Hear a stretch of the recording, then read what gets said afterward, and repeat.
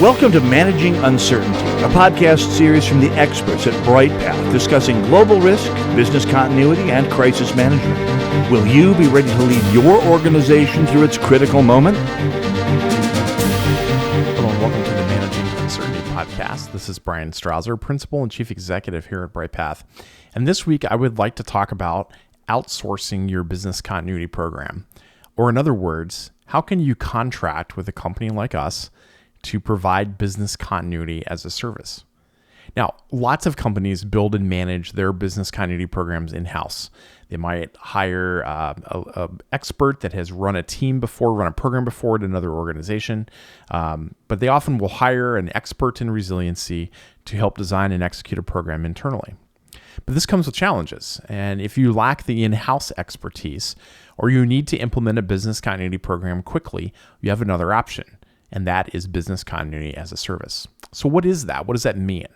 Well, business continuity as a service is the practice of contracting with a third-party firm to design, build, execute, and maintain your resiliency program, your business continuity program.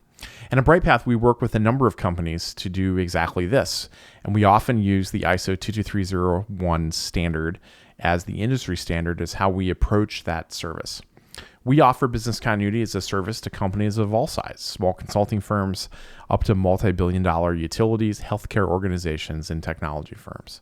So when we define business continuity as a service, we're talking about the practice of contracting with a third-party firm to design, build, execute, and maintain your program. Now, why would you do this? Why would you outsource this? Well, there's a lot of reasons why companies choose business continuity as a service instead of building and managing a program in-house. The first one is that building that in-house team can be hard. In many locations, you're just not going to find that many experienced business continuity experts, particularly those that will fit with the unique culture and approach of your organization. And that makes the recruiting and retention process very difficult. Even in larger locations like Boston or Los Angeles, London, New York City, business continuity roles are often difficult to fill. The process of recruiting and hiring and onboarding can take months or even years. Business continuity as a service lets you rapidly access experienced continuity experts without having to recruit or hire them as direct employees. And many of the companies we work with around this service think of our team as embedded members of their team. We're integrated directly into their business processes as we oversee and lead their continuity program. The second reason you might consider this is that in-house teams have high fixed costs. The nature of business continuity, of course, is that you never know exactly when your program is going to have to activate and deal with a challenge. For example, none of us thought coming into 2020 we would be dealing with a global pandemic situation with COVID-19. But that's where we found ourselves. And here we are a year and a half later as we record this podcast, and we're still dealing with COVID-19.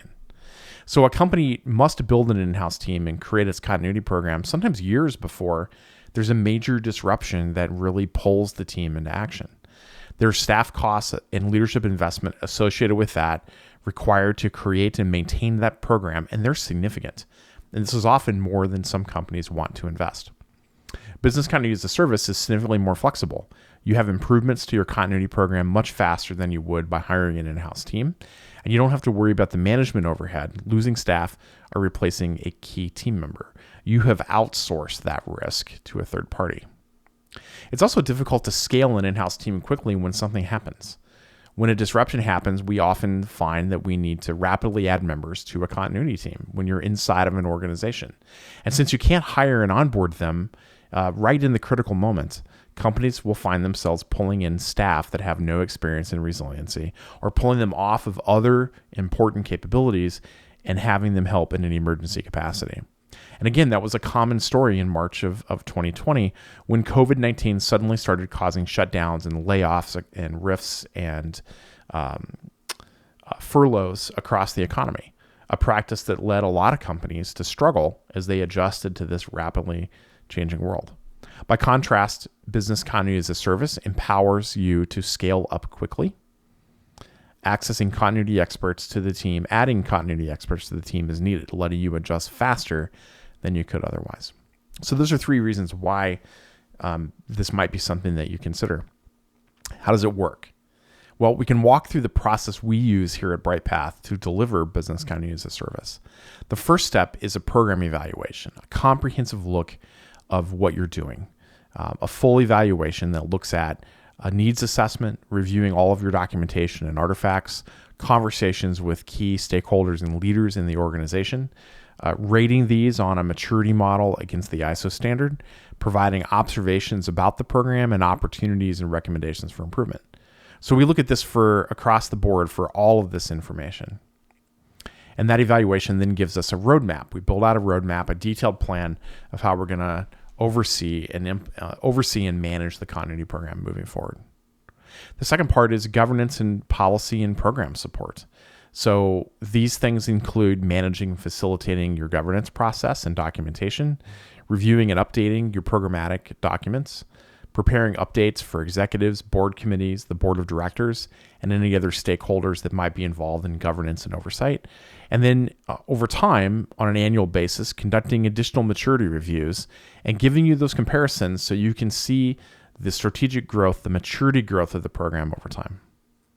Then there's the real meat of the service, and that's the business continuity lifecycle. So we're managing all aspects of that lifecycle for your organization: the business impact analysis, business continuity planning, training and development of the teams, documentation of exercises and tabletops or running tabletops, and simulations and full exercises, and then assisting in audit or compliance efforts that might touch or involve the BC program. There's other components that can be added in as well. Vendor resiliency is a critical part of this. As a part of our business continuity as a service offering, we often participate in exercises and plan reviews with strategic vendors, identify vendors that warrant additional scrutiny and review, and work with vendor management or other stakeholders to monitor the resilience of your vendors. More and more companies are critically dependent upon third-party service providers, and so this is an important part of a mature business continuity program. Your information technology team also plays a critical role in continuity planning.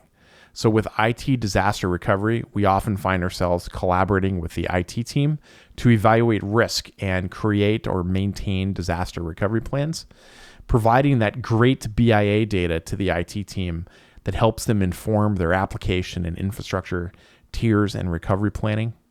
We like to highlight gaps between the disaster recovery expectations about critical applications from business teams and the actual recovery capabilities as defined by your information technology organization. And then, of course, participating and assisting in DR exercises being led by the IT team.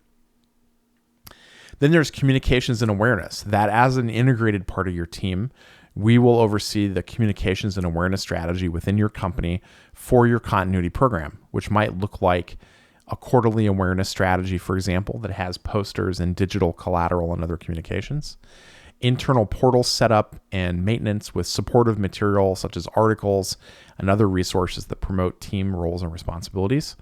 We author and post articles through your various internal communication challenges to educate staff about what they can do to support the organization's goals for resiliency. And then we often use National Preparedness Month here in the United States as a way to really campaign for personal and family preparedness, knowing that if your team is able to take care of their family in a local or regional disruption, the more they have capacity to make sure they can take care of the organization as well.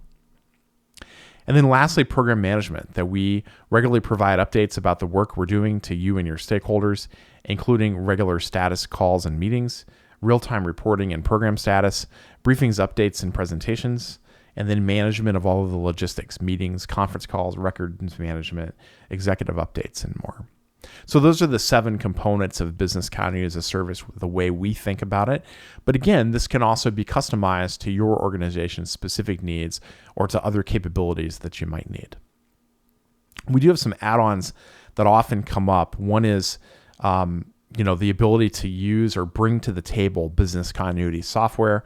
Lots of programs, lots of you listening to this might be using Microsoft Excel and Word or SharePoint or Access or some other tool that's just not adequate to manage your continuity program. So we like to move in our business continuity as a service offering. We like to move those organizations onto a professional business continuity software solution. And we have partnerships with organizations to help make that happen, often at a lower cost than if you were dealing directly with the vendor. And then, of course, there's a crisis management component. And this varies a lot by our clients and their particular needs. We have clients that manage their own crisis programs, and we have clients where we're managing the crisis program as a part of business continuity as a service. But we can oversee and manage that entire crisis management plan and program, which could include development of your program and plans, maintenance of those plans, facilitation of exercises, and hands-on help as a trusted advisor or facilitator of the process when there is a crisis that impacts your organization. We've significant depth of experience in crisis management, so our planning, training, real-time assistance can really help you respond and recover or adjust as quickly as possible. There's definitely some keys to success to consider if this is something you're thinking about. Whether it's with us or another vendor, you want to make sure that the scope of work is clearly defined and understood. Use clear English, make sure it's laid out. Include in that the tracking and reporting that shows progress day by day, week by week against your milestones. And all of that reporting is directly tied to the agreed upon deliverables from your scope of work. You should have weekly or every other week review meetings to discuss the status of the engagement, accomplishments, and upcoming efforts so that those are clear to you and your stakeholders. On a quarterly basis, that should be reviewed more broadly with a group of stakeholders and leadership. So think of that as a quarterly review.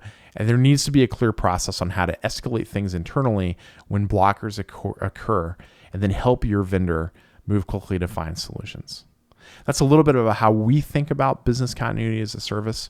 If this is something we can help you with, here at Bryghtpath, we work with the world's leading brands, public sector agencies, and nonprofit organizations to strategically navigate uncertainty and disruption. If you're interested in learning more about how we could assist with business continuity as a service, go to bryghtpath.com/contact. That's it for this edition of the Managing Uncertainty podcast. We'll be back next week with another new episode. Be well. Thanks for listening to this episode of Managing Uncertainty, produced by the experts at Bryghtpath. To receive notifications of new episodes, join our newsletter at bryghtpath.com or subscribe through your favorite podcast player, such as iTunes or Google Play. Learn more about the services and trusted advice from Bryghtpath by visiting bryghtpath.com. That's BRYGHTPATH.com.